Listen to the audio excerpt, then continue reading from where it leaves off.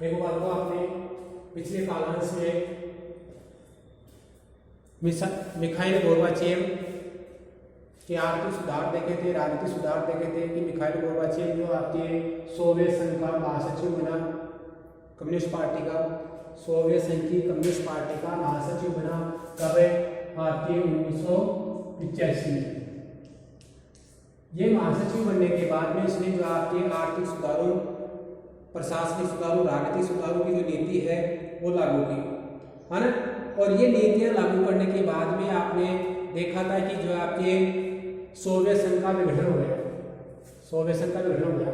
तो यहाँ Mikhail Gorbachev जो है उसने महासचिव बनने के बाद में, सोवियत संघ का शासक बनने के बाद में आपके राजनीतिक सुधारों की नीति अपनाई, लोकतांत्रिकरण किया, लोकतांत्रिक व्यवस्थाओं को लोकतांत्रिक किया, संस्थाओं में लोकतांत्रिकरण किया, उनको लोकतांत्रिक बनाने का प्रयास किया और लोकतांत्रिक सुधार भी किए, पुनर्रचना और खुलापन लाया, देश में पुनर्रचना, उसका पुनर्निर्माण करना, जिन संस्थाओं में सुधार की आवश्यकता थी उन्होंने सुधार करने का प्रयास किया, उसने सुधार शुरू किए, खुलापन, विचारों में खुलापन हो, संस्थाओं में खुलापन हो, उनके कार्यों में खुलापन हो, खुलापन की नीति अपनाई और इन्हें पुनर्रचना और खुलापन के नाम से आर्थिक सुधार भी किए, अर्थव्यवस्था में सुधार किए, राजनीतिक व्यवस्था में सुधार किए, सामाजिक सुधार किए, लेकिन साथ साथ में आर्थिक सुधारों पर भी उसने महत्वपूर्ण ध्यान दिया। किसने? मिखाइल गोर्बाचेव ने। मैंने पीछे के आपके पीछे वाले जो कालांश था उसमें भी ये बताया था कि मिखाइल गोर्बाचेव जो आपके सुधार कर रहा था वो ठीक से जो आपके सोवियत संघ की जो कमजोरियां था उन कमजोरियों का इलाज कर रहा था, लेकिन फिर भी ये सब होने के बावजूद भी जो है आपके सोवियत संघ का विघटन हो गया। यहाँ पे मैं आपको बता रहा हूँ कि मिखाइल गोर्बाचेव जो आपके 1985 के लगभग शासक बना, शासक बनने के बाद में उसने राजनीतिक सुधार है, लोकतांत्रिकरण है, पुनर्रचना और खुलापन के नाम से आर्थिक सुधार करना है, ये सारी नीतियां उसने अपनाई।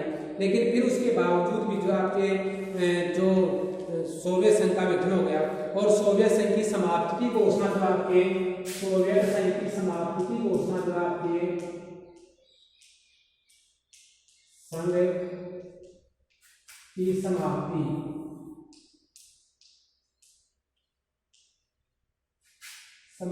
की घोषणा 1991 में सोवियत संघ के 3 राज्य, कौन कौन से? एक तो रूस, दूसरा आपके यूक्रेन और तीसरा आपके बेलारूस। इन्होंने सोवियत संघ की समाप्ति की घोषणा कर दी और इसके साथ जो आपके सोवियत संघ समाप्त हो गया। ये सोवियत संघ के 3 बड़े राज्य थे, सोवियत संघ के 3 बड़े राज्य थे। इससे पहले आपको बता दूं कि सोवियत संघ के विखंडन के बाद में जो आपके पिछले कालांश में पढ़े थे राष्ट्रकुल है ना, CIS का मतलब होता है, C का मतलब क्या? कॉमनवेल्थ और I का इंडिपेंडेंट, S का स्टेट्स, अर्थात स्वतंत्र राज्यों के राष्ट्रकुल। स्वतंत्र राज्यों के राष्ट्रकुल का निर्माण जो है इन्हें रूस के तो सोवियत संघ के गठबंधन से स्वतंत्र हुए देशों ने अपना एक राष्ट्रकुल का निर्माण किया, जो स्वतंत्र राज्यों का एक समूह था, संगठन था, जिसे स्वतंत्र राज्यों का राष्ट्रकुल कहते हैं। आगे चल करके मैंने बताया था आपको कि मध्य एशिया के देशों को भी क्या कर लिया गया? राष्ट्रकुल का संस्थापक बना लिया गया। ये सब बातें मैं इसलिए बता रहा हूँ आपको दोबारा कि अपना जो अगला पॉइंट है वो अगला बिंदु है आपके कि सोवियत संघ के विखंडन के कारण क्या थे। कौन सा है? सोवियत संघ के विखंडन के कारण। सोवियत संघ के विखंडन के कारण, यानी सोवियत संघ का अंत क्यों हुआ, सोवियत संघ टूटा क्यों, इसके क्या कारण थे? तो देखो आपके सोवियत संघ ये सब कुछ होने के बावजूद भी सोवियत संघ टूट गया। इसका मतलब कुछ ना कुछ ऐसे कारण थे जिसके कारण सोवियत संघ टूटा। तो इनमें से कुछ प्रमुख कारण आपके बताता हूं, आपको यहाँ पर दिए गए हैं। इन प्रमुख कारणों में पहला कारण था आपके जो पहला कारण था आपका वो ये था कि सोवियत संघ के जो नागरिक थे उन नागरिकों में राजनीतिक और आर्थिक आकांक्षाओं को पूरा न कर पाना। सोवियत संघ द्वारा पहला कारण आपके सोवियत संघ द्वारा अपने नागरिकों के राजनीतिक और आर्थिक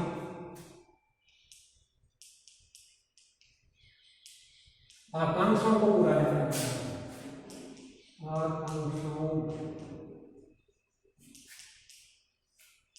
को पूरा न कर पाना। मैंने बताया था आपको कि सोवियत मिखाइल गोर्बाचेव जो आपके सोवियत में सुधार कर रहा था, लेकिन जनता की आकांक्षाओं का अंबार इतना बड़ा कि जनता ने सोचा कि राजनीतिक और आर्थिक जो सुधार है वो धीमी गति से हो रहे हैं। मिखाइल गोर्बाचेव देरी कर रहे हैं। मिखाइल गोर्बाचेव धीमी गति से जो है सुधार कर रहे हैं, उन्हें तेजी लानी चाहिए और इस प्रकार उनकी आकांक्षाएं जो है आपकी पूरी नहीं हो पाई। तो एक कारण तो यह था, इसलिए आपके लोगों का जो सोवियत शासन था उसके प्रति विश्वास नहीं रहा और मिखाइल गोर्बाचेव का जो समर्थन था वो जाता रहा। दूसरी बात आर्थिक अर्थव्यवस्था है, उस अर्थव्यवस्था का गतिरुद्ध हो जाना। तो दूसरा कारण था कि सोवियत संघ की अर्थव्यवस्था गतिरुद्ध हो गई। गतिरुद्ध यानी विकास रुक जाना, अर्थव्यवस्था रुके जाना। तो ये गतिरुद्ध हो गई थी आपकी अर्थव्यवस्था और अर्थव्यवस्था के गतिरुद्ध होने से जो आपके उपभोक्ता वस्तुओं की बड़ी कमी हो गई। अर्थव्यवस्था गतिरुद्ध हो गई और आपके हो जाना और इसके कारण उपभोक्ता जो वस्तुएं थी आपके वस्तुओं की कमी, यानी दैनिक आवश्यकताओं की जो वस्तुएं हैं लोगों की, उन वस्तुओं की का निर्माण कम हो गया, उन वस्तुओं का उत्पादन कम हो गया और उत्पादन कम हो गया तो बाजार में उनकी कमी हो गई। कमी होती है, आप जानते हो कि वस्तुओं का मूल्य बढ़ जाता है। तो ये आपके उपभोक्ता वस्तुओं की कमी हो गई और उपभोक्ता वस्तुओं की कमी हो गई तो आप जानते हो कि इस कमी का दोष है जनता ने किस पर मढ़ा, कम्युनिस्ट पार्टी पर मढ़ा। कम्युनिस्ट पार्टी को जो इसके लिए जिम्मेदार बताया उन्होंने। तीसरा जो कारण है आपके कि सोवियत संघ का विघटन, ये सब होने के बावजूद भी क्या पता हो इतनी कमियां होने के बावजूद भी शायद नहीं होता, लेकिन तीसरा कारण और था, वो था आपके सोवियत संघ ने अपने संसाधनों का अधिकतम उपयोग जो है किसके लिए किया, परमाणु हथियार और सैन्य साजो सामान पर लगाया। तीसरा कारण आपके क्या था, अर्थव्यवस्था गतिरुद्ध हो जाना और उपभोक्ता वस्तु की कमी होने का भी एक कारण क्या था कि सोवियत संघ ने अपने जो संसाधन है, संसाधनों का अधिकांश भाग जो आपके हथियारों और सैन्य साजो सामान पर खर्च किया।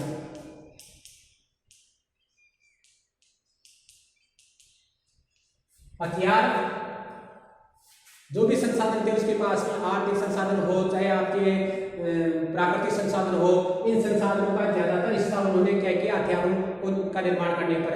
पश्चिमी देशों में आपके संयुक्त राज्य अमेरिका दूसरे गुट में था, दूसरे गुट का नेता था और उसके बराबरी करने, उसकी होड़ करने के विचार से आपके सोवियत संघ ने भी क्या किया, अपने यहाँ पर जो आपके हथियारों का निर्माण करना शुरू किया।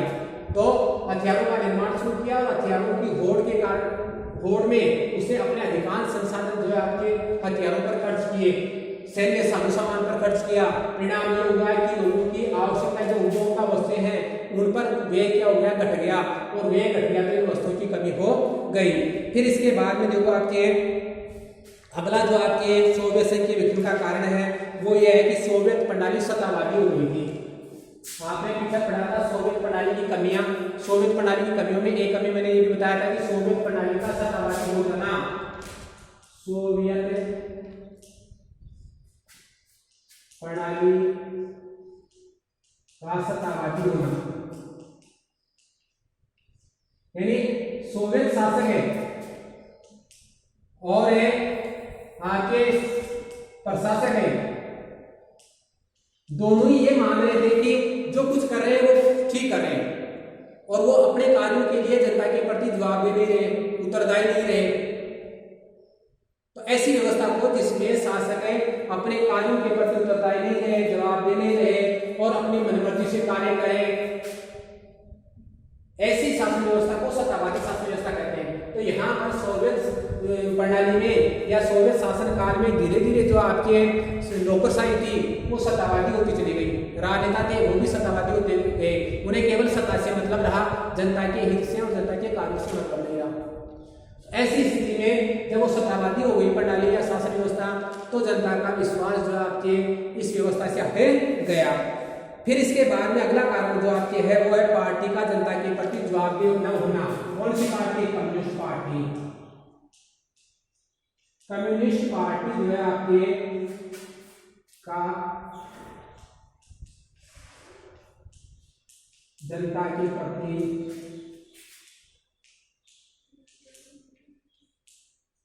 जवाब देना, वो जनता के प्रति जवाबदेह नहीं थी, जो भी बता रहा था आपके उत्तरदायी नहीं थी, वो किसी कार्य के लिए अपने आप को जिम्मेदार नहीं मानते थे, अपनी कमियों को दूसरों पर डालते थे। तो जब सरकार या पार्टी, कोई भी पार्टी जनता के प्रति जवाबदेह नहीं रहती है, उत्तरदायी नहीं रहती है, तो ऐसी स्थिति में शासन चलाना संभव नहीं होता है, शासन चलाना असंभव हो जाता है। तो ये भी यही बात जो आपके सोवियत संघ में हुई और जो आपके सोवियत संघ के अधीन जो राज्य थे, रूस के अलावा 14 अन्य राज्य थे, उनमें जो आपके रूस के प्रति या संगठन के प्रति, समूह के प्रति जो आपके सम्मान के भाव की कमी हो गई और उन्होंने देखा कि इस व्यवस्था में हमें नुकसान हो रहा है, हमारे अधिकारों का या हमारे जो आपके अधिकार है या हमारी जो व्यवस्थाएं हैं या हमारे हित है वो पूरे नहीं हो पा रहे हैं। इसके अलावा देखो आपके कि पश्चिमी देशों की तरक्की के बारे में एक महत्वपूर्ण कारण यह था कि पश्चिमी देशों की तरक्की के बारे में जो आपको क्या कर दिया गया, जनता को जानकारी हुई। पश्चिमी देशों की तरक्की के बारे में जनता को जानकारी होना। रूस की जो जनता थी, सोवियत संघ की जनता थी, उस जनता को जो आपकी क्या बताया जा रहा था कि यहाँ पर क्या हो रहा था, आपकी जनता को यह बताया जा रहा था कि सोवियत संघ पश्चिमी देशों की तुलना में तेजी से आर्थिक विकास कर रहा है। पश्चिमी देशों की तुलना में सोवियत संघ तेजी से आर्थिक विकास कर रहा है, ये बताया जा रहा था बाकी जनता को। किसके द्वारा? कम्युनिस्ट पार्टी के द्वारा। कम्युनिस्ट पार्टी के जो आपके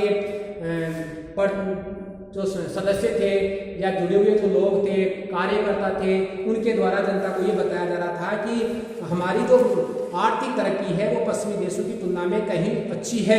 लेकिन जब जनता को इसकी जानकारी लगी तो जनता को बड़ा धक्का पहुंचा। क्यों? क्योंकि जनता को जानकारी लगी कि पश्चिमी देश तो जो है आर्थिक आधार पर तेजी से उन्नति कर रहे हैं और एक सोवियत संघ की अर्थव्यवस्था जो है पिछड़ गई है। और इस बात का जब उनको पता चला तो उनको धक्का लगा। जनता को ये भी पता चला कि सरकार उन्हें झूठे भ्रम में डाल रही है और इस स्थिति से जनता का जो समर्थन था वो संघ के प्रति नहीं रहा, संगठन के प्रति नहीं रहा। इस वजह से भी जो आपके सोवियत संघ का विभाजन हुआ। और इसके बाद में जो आपके एक कारण और था कि सोवियत संघ का, वो कारण ये था कि मिखाइल गोर्बाचेव द्वारा किए गए सुधार। अगला कारण क्या है आपके? मिखाइल को भी बता रहा था आपके मिखाइल गोर्बाचेव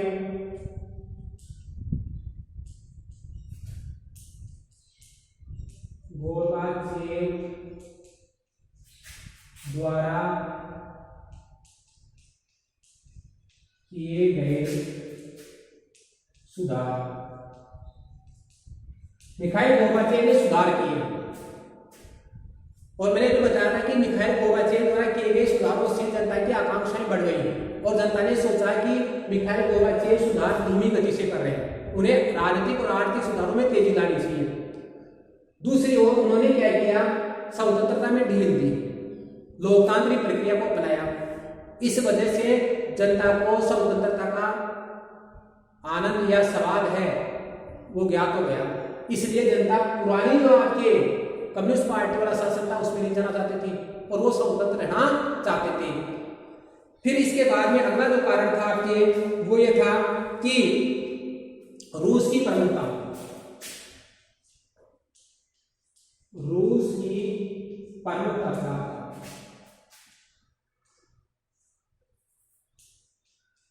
रूस की प्रमुखता क्या थी, मैंने बताया था आपके सोवियत प्रणाली की कमजोरी में कि जो 15 आपके गणराज्य थे रूस के, इन 15 गणराज्यों में रूस जो है सबसे बड़ा राज्य था और सत्ता का अधिकार भी रूस का था। और ये रूस जो है अन्य 14 राज्यों की उपेक्षा करता था, उनकी जो विचार थे उनको सम्मिलित नहीं करता था शासन में, नीतियां बनाते समय उनके विचारों की अनदेखी कर रहा था। इन सब का कारण ये हुआ कि अन्य 14 राज्यों ने सोचा कि उनको दबाया जा रहा है और वो राज्य अपने आप को दंभित और उपेक्षित महसूस करते थे। तो दंभित और उपेक्षित महसूस करने के कारण उनमें यह भाव आ गया कि रूस के प्रति उनका कोई सम्मान नहीं है, रूस उनका कोई सम्मान नहीं करता है। इसे जब उनका कोई सम्मान नहीं हो रहा है, कोई नीति निर्माण में उनकी कोई भागीदारी नहीं ली जा रही है, तो ऐसी स्थिति में संगठन में बने रहना उनके लिए अनुचित है, उचित नहीं है। इसलिए इन राज्यों ने अपने सम्मान को प्राप्त करने के लिए भी संगठन से अलग होना उचित समझा। तो ये भी एक कारण था। इसके अलावा देखो आपके एक कारण ये था कि सबसे महत्वपूर्ण कारण माना जाता है इसको, और वो ये कारण ये था कि यहाँ की जो जनता थी सोवियत संघ के राज्य की, उस जनता में राष्ट्रीयता का और जो भाव है वो भाव जो आके घर कर गया था। राष्ट्रवादी भावनाओं और संप्रभुता की इच्छा का उभार होना क्या है, राष्ट्रीयता की भावना और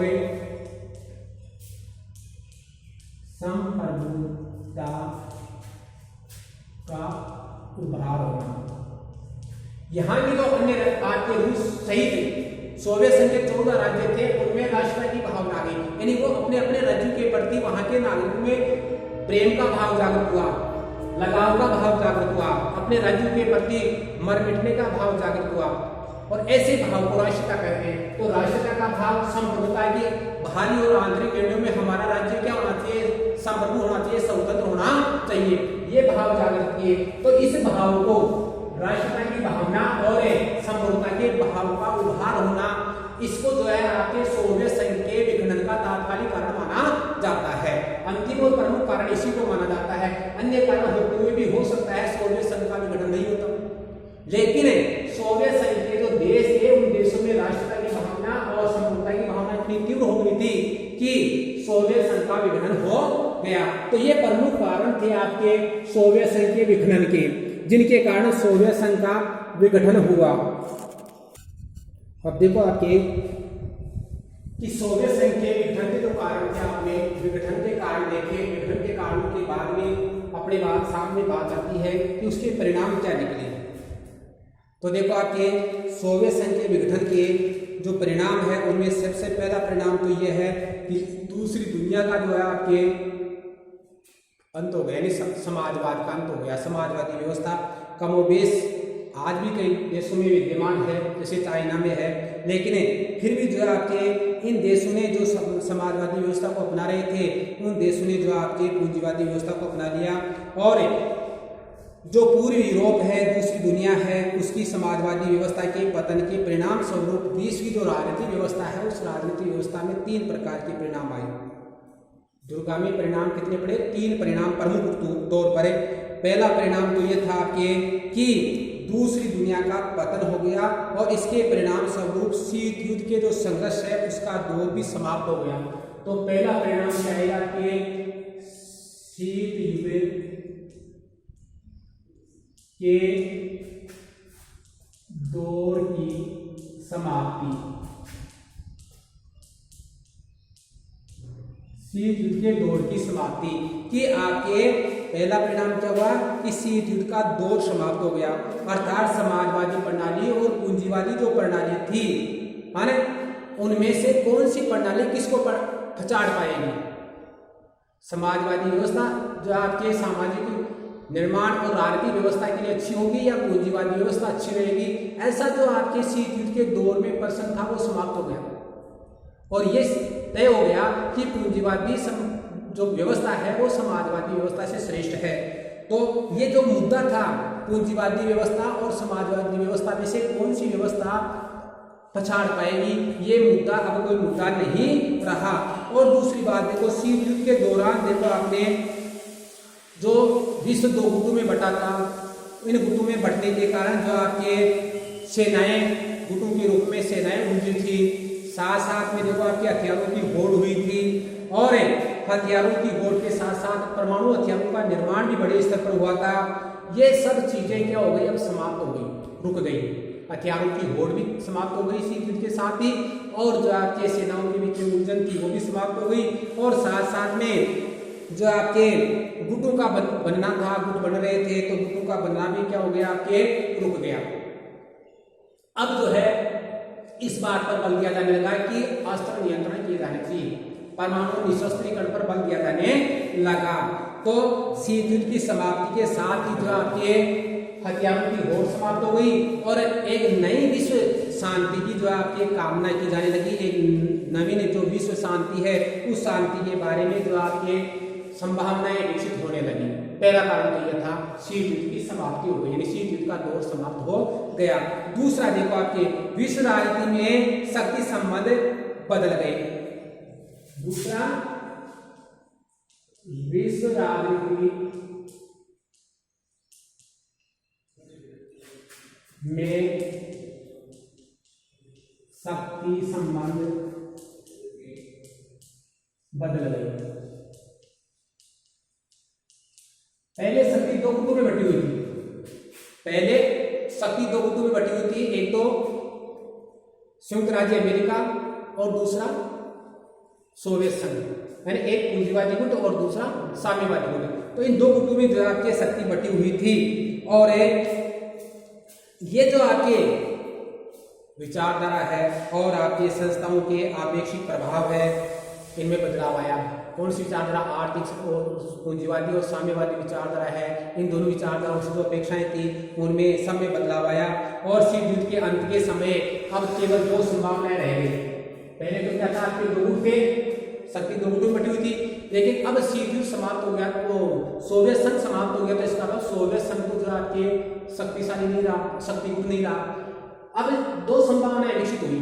क्या कि एक संभावना तो ये कि अकेला अमेरिका जो है आपके शक्ति गुट के रूप में उभरेगा, यानी एक ध्रुवीय विश्व की स्थापना होगी, शक्ति एक ही गुट में अमेरिका में ही रहेगी। दूसरी संभावना यह थी कि जो शक्तिशाली देश है, बड़े देश है, वो क्या कर सकते हैं, आपके शक्ति का विकास कर सकते हैं, अपने आप को शक्तिशाली बनाने का प्रयास कर सकते हैं, और इस आधार पर जो आपके बहुत सारे जो बड़े देश मोहरे के रूप में उभर करके सामने आएंगे, तो अनेक जो है आपके शक्ति गुट बन जाएंगे और इस प्रकार बहुध्रुवीय विश्व की स्थापना होगी। बहुध्रुवीय जिसमें एक या दो से अधिक गुट है। दो गुट थे, द्विध्रुव था, दो ध्रुवीय था, और जब एक गुट समाप्त हो गया तो केवल एक ध्रुवीय बचा अमेरिका। लेकिन संभावना दूसरी क्या थी कि हो सकता है कि बहुत से मोहरे यानी बहुत से देश अपने अपने शक्ति का संचालन करने के लिए अपने अपने गुट बना सकते हैं, और जो है यहाँ पर जो पहले दो गुट थे उसके बजाय अनेक गुट हो सकते हैं, और अनेक गुट हो जाएंगे तो इसका मतलब बहुध्रुवीय विश्व की स्थापना हो जाएगी। लेकिन ऐसा नहीं हुआ, केवल अमेरिका ही अकेला महाशक्ति बन बैठा। अमेरिका ही अकेला क्या बन बैठा, जो है महाशक्ति बन बैठा। ताकत और प्रतिष्ठा की सह पाने में अब जो है पूंजीवादी अर्थव्यवस्था ही श्रेष्ठ अर्थव्यवस्था थी, और आपके लोकतांत्रिक शासन व्यवस्था ही श्रेष्ठ लोकतांत्रिक व्यवस्था थी आपके, और अमेरिका के शक्ति जो है महाशक्ति बन बैठने के बाद में अंतर्राष्ट्रीय जो संस्थाएं थी वो अपनी भूमिका निभाने लगी। अंतर्राष्ट्रीय संस्थाओं में जैसे विश्व बैंक है, आपके अंतर्राष्ट्रीय मुद्रा कोष है, ये संस्थाएं क्या करने लगी, अपनी महत्वपूर्ण भूमिका निभाने लगी। कैसे? ये संस्थाएं जो है गरीब देशों को जो है आर्थिक सहायता देने लगी, और आर्थिक सहायता के साथ साथ ये उन गरीब देशों के लिए सलाहकार संस्थाएं भी बन गई। सलाहकार संस्थाएं बन गई। यूरोप के जो आपके पूर्वी यूरोप के जो देश थे जो साम्यवादी खेमे के थे उनके का विखंडन होने के बाद में वहां पर भी जो आपके पूंजीवादी व्यवस्था का निर्माण करने का कार्य जो है इन संस्थाओं ने करना शुरू कर दिया।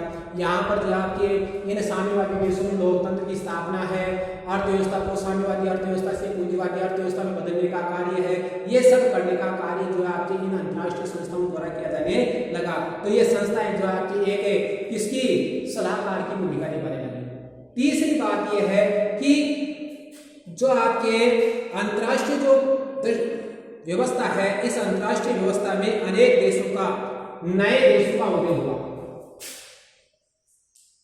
नए स्वतंत्र देशों का उदय। देखो आपके सोवियत संघ के खेमे में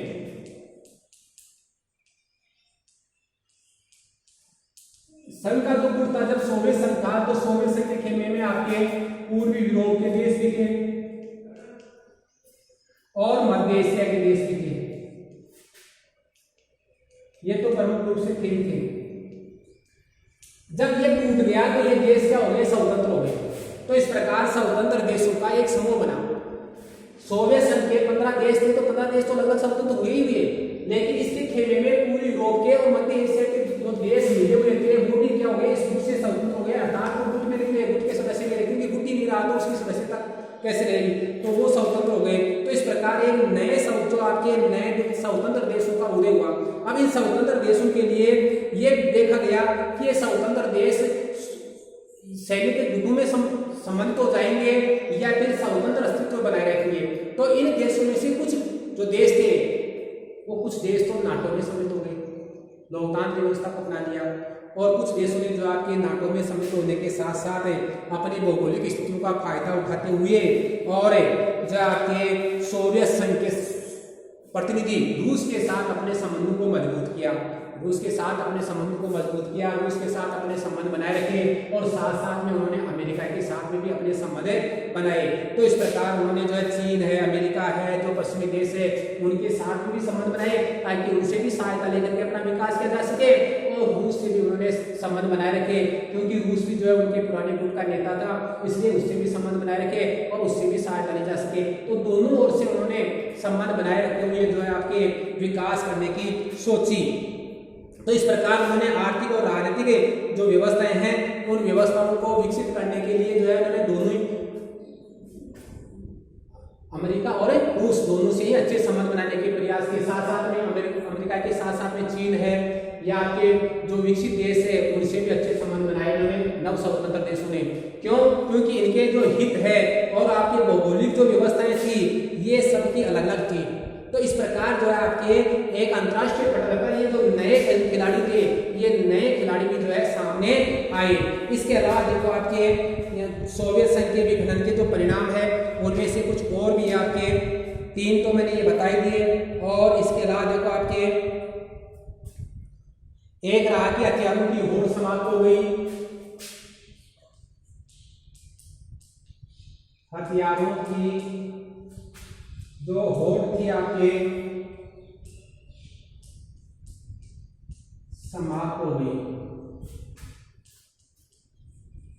क्यों? क्योंकि जब सोवियत संघ समाप्त हो गया, उसका पतन हो गया, तो अब होड़ नहीं रही, क्योंकि एक महाशक्ति जो है अब अमेरिका ही बचा, तो उसकी प्रतिद्वंदिता करने वाला नहीं रहा, तो जो है हथियारों की होड़ भी समाप्त हो गई। चौथा कारण है आपके वो है एक 4 हो गए। 5वां है आपके एक ध्रुवीय विश्व की स्थापना होना या उदय होना। तो देखो आपके 5वां इसका परिणाम है एक ध्रुवीय विश्व की स्थापना। कैसे? एक ध्रुवीय कैसे कि अब अमेरिका ही जो है महाशक्ति बन बैठा। जब अमेरिका महाशक्ति बन बैठा तो दुनिया के सारे देश अमेरिका शक्ति के अनुसार निर्देशित होने लगे, अमेरिका शक्ति से आर्थिक सहायता या संबंध बनाने लगे। इस प्रकार एक महाशक्ति के रूप में अमेरिका हुआ, अर्थात दुनिया की सारी जो शक्ति है आर्थिक, राजनीतिक, सामाजिक, वो अमेरिका के पास है। वही जो है आपके विश्व का एक नेता हो गया। तो इस प्रकार एक गुरु विश्व की स्थापना हुई। फिर है आपके कि पूंजीवादी अर्थव्यवस्था का अंतरराष्ट्रीय स्तर पर वर्चस्व स्थापित हो गया। अगला परिणाम क्या निकला कि पूंजीवादी जो व्यवस्था थी, पूंजीवादी अर्थव्यवस्था का अंतरराष्ट्रीय स्तर पर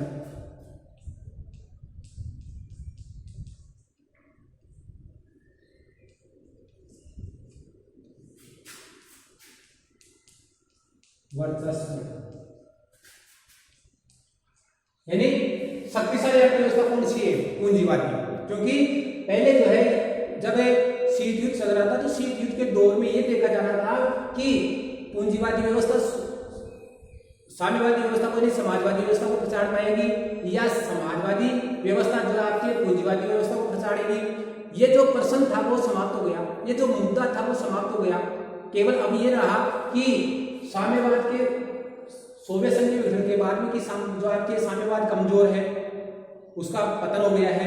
इस आधार पर केवल एक महाशक्ति जो आपके पूंजीवादी व्यवस्था का नेतृत्व करने वाला अमेरिका बचा। इसलिए पूंजीवादी व्यवस्था ही क्या है आपके दुनिया में एक प्रभावशाली अर्थव्यवस्था है। ये बात क्या हो गई? स्वयं सिद्ध हो गई। फिर इसके बाद में जो आपके अगला पॉइंट है आपके सोवियत खेमे का अंत और नए देशों का उदय हुआ। कि शीत युद्ध का जो अंत जो आपके सोवियत संघ का विघटन हुआ, सोवियत संघ के विघटन के कारण आपके नए देशों का उदय हुआ। तो बताया था नए स्वतंत्र देशों का उदय हुआ। इस नए स्वतंत्र देशों में कौन कौन से देश थे आपके? एक तो सोवियत खेमे के और एक सोवियत संघ के। तो इन देशों का उदय हुआ, ये बताया दिया मैंने आपके। फिर आपके अगला की सोवियत रूस को सोवियत संघ का उत्तराधिकारी हो रहेंगे आपके एक सात बिंदु, रूस को सोवियत संघ का उत्तराधिकारी। सोवियत संघ का उत्तराधिकारी क्या क्या आपके? राज्य स्वीकार किया गया, उत्तराधिकारी राज्य स्वीकार किया गया।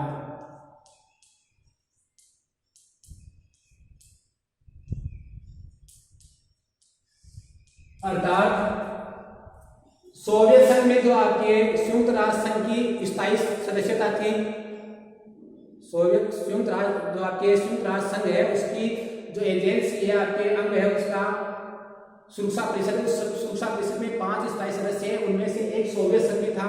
तो सोवियत संघ की जो स्थायी सदस्यता थी वो किसको दे दी गई? रूस को दे दी गई।